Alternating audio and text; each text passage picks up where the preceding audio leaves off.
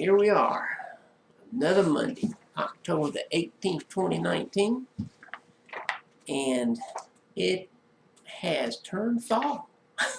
Believe it or not, it really has turned fall here. Well, this was going to be a very interesting topic, I believe, for most of y'all, and I've got notes once again to keep me on task so that I won't spend too long on this video, and y'all can enjoy it. We're going to talk about, do you go for the gold? And we all know what that means, I hope. If you don't, look it up on the internet. All right. Some people will say, you know, Rev, going for the gold is a lot of work. Oh boy, I don't even think I'm not even going to reply to that one. Yes, it's work. What do you think? All right. We all want to be successful in some way. We want to be the best athlete. We want to be the best at work. We want to be the best spouse. We want to be whatever. We want to be really good at something. And we would like to be validated for being good at whatever. I know all of my son-in-laws and my son love grilling out. Hey, it's great. I love eating. So, let me tell you, they're all good grillers. They all want to be the best at it. You know what? They all are really good at it. So, in essence, I guess they are all the best at it because not one of them just kind of hit and misses at it. They have their own techniques, their own little sauces, their own spices, and they're good. Man, I love eating the stuff they cook up. So, I'm not going to pick out any one and say, oh, this one cooked whatever and I really liked it. They've all cooked stuff and I've liked every bit of it. Don't stop cooking. Anyway, let's see. So, another thing, do you know of any person, anywhere in the world that's highly successful, worth, say, a few $1,000,000, and you talk to them and they say, oh, it just dropped in my lap? No, you don't. And if somebody said that, they're not worth millions of dollars. It doesn't drop in your lap. I can tell you from experience. A friend of ours she really decorates for Christmas. Man, she goes all out. And when you go to her house, you would think she had an interior designer come in and just lay this thing out. So right around Thanksgiving, her house is ready. It's ready for Thanksgiving. It's ready for Christmas. She has little villages and paraphernalia all around the house, all over, very tastefully arranged, and it's beautiful. Her table, huge dining room table at the older house that they used to have, she had that thing laid out with, beautiful napkins and tapestries and the china and glasses, and man, it was fabulous. She's a genius. Well, do you think that, like, the week before Christmas she says, oh, let me throw something together? No, that is not what she does. She knows what she wants to do. She has a plan. Then she initiates what she wants to do. That's called taking action. And gets it done. She's really, really creative. I'm amazed. I'm amazed at what she's done. Anyway, I've heard a lot of people say this. Oh, I'm happy where I'm at. I'm just content with the way I am. In the Bible where it talks about being content, that is not what it means to stay in the situation or the predicament or whatever that you're in. Oh, I'm content with my lot in life. That's just the way it is. To which I say it's a crock. I don't care what you think, and I don't care if you like it or not. It's a crock. Being content means you're not complaining all the time, but you are thinking about ways to improve your life and your family's life. Being content doesn't mean being satisfied. It means instead of complaining, you're taking action to be better. All right, let me move on here. So, I probably I should touch on a little bit more. If people that say that they usually can't pay their bills. They're complaining all the time about, oh, this, oh, my car, oh, the house, oh, something went out. There's always a problem. Then there's a group of people that thinks that the government owes them something just for being alive. No, nobody owes you anything. And if I had my way, you wouldn't even live in this country. I'd kick you out, and you could never come back. Oops, did I say that? Yes, I did. The trouble with not having a goal is that you can spend your time running up and back and forth your whole life, back and forth between these two goalposts, and you never score. You never accomplish anything. Bill Copeman. I said, man, I got to put that in the newsletter this week, which I did. Let me move on. I'm trying to do this quickly and oh boy, I better not read that part. That's, if y'all want to see that part there, it's a little bit negative, so you have to get the newsletter. Not that I want you to read negative, but it's kind of negative. So, make a list. I'm not just going to be complaining here. I'm going to tell you how to get out of your problems. I write my newsletters to help you achieve more in your life. That's my whole purpose. I absolutely know I can help every one of you make $1 million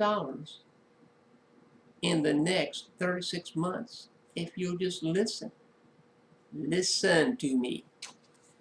In fact, my quote at the bottom of my newsletter today says, when someone knows a subject and is sharing with you, listen. The red said that. Okay, here we go. Get a piece of paper, notebook, legal pad, app on your phone or your iPad, anything that's available to you like right now. I mean, right now, unless it's late at night and you're reading this in bed. Well, then you could have a notepad beside your bed. Well, anyway, write down your 7 items that you want to achieve in the next 10 days. Now, 1 or 2 of these may seem improbable that you could do that, but go ahead and write those 1 or 2 down anyway. Just, 7 things. 7 things that don't matter how big, how little. 7 things. Okay, now skip 2 lines or spaces and write out the first thing you need to do for each one. Got that? Now, circle the 2 most, I don't want to say important, the 2 things that you feel most passionate about. These 2 things, boy, I've got to get these done. So what'd you just do? You created focus in your life. You created a plan. It didn't take long, did it? Now, those 2 things that you circled, those are the 2 most important, gotta do it no matter what things in your life for the next 10 days. Work on those 2, forget the other 5, work on those 2 until each one is done. Then you can pick 2 more. You are responsible for your future. What I'd like you to do is just, while you're sitting there, take a look at your life. How are you really doing? And be honest with yourself. I mean, you're by yourself. Are you willing to take the steps that I've suggested to change your future or correct your path. Don't be swayed by anyone or anything that will deflect you from the path that you've already said you must do. Okay, here's my steps. Steps for this week. What is a hobby or activity you've always wanted to do, however you were too busy, you thought it would take too long to learn, you were afraid to try? I don't care what the excuse is. I done used all of them. So you can't think of one that I hadn't come up with. Write down all of these things that come to your mind. I mean all of them. It might take you 60 seconds. It might take you an hour. I don't know, because I don't know your life. Look back over your list. Which one thing you say, man, I want to do that. Circle it. Now, start today or tomorrow if it's late evening. And take steps to begin that. Let's say you want to start ballroom dancing and you're married. Of course, verify with your spouse that she would like to learn ballroom dancing with you. But call up, when they're open, a local dancing institute and say, we'd like to do ballroom dancing. How much does it cost us, to get started, and blah, blah, blah. And start. No, don't wait around. Don't wait till you've got the money. Say it's $50 a lesson for 2 people. You know what? Let me think about this a second. Starbucks is about $5 a day. So if you go to Starbucks 5 days a week, that's $25. Make your lessons every other week and skip the Starbucks. Anyway, whatever you want to do, but make sure that what you do is something to improve your life, something to make your life better. The song in my newsletter today is a song by Styx called Come Sail Away. And what you don't want to do is get through life and get towards the end and say, oh, man, if only, man, I got to tell you, that's a miserable feeling. It's a miserable feeling to be 40 and say, oh, man, if when I was 20, what are you going to say? 20 years ago, no use now? No. You're still alive. Go for the gold in the future. Don't stop just because in the past you've not done something. Get cracking. I want to say something else. Just get cracking. Get on the ball. Whatever it is you want to do it. I mean, do it. Do you want to have more vacations with your family? Find ways to earn extra income. In fact, you could turn your hobby into a full-time occupation if it's something that generates money. One of my daughters, my oldest daughter, is really creative. She makes these cool things out of shells and stuff that they find down there in Florida. She made us a beautiful wreath-like item. I mean, beautiful, that we've got in our brand new bathroom that we just remodeled back in April and May. You know what? Easily she could sell that for $35. Probably in a resort town she could get way over $50. But $35 for any average person, they would look at that and they would go, wow, that is beautiful. She is so talented. However, she just does it once in a while. She'll think about, I could probably sell these, but she doesn't take action on it. Creative. All of my children are really creative. It's that I'm just picking on her right now because, wow, that is a beautiful, beautiful piece of work she did. And I could see where I would say in less than a year, she could easily build $100,000 to $250,000 a year business.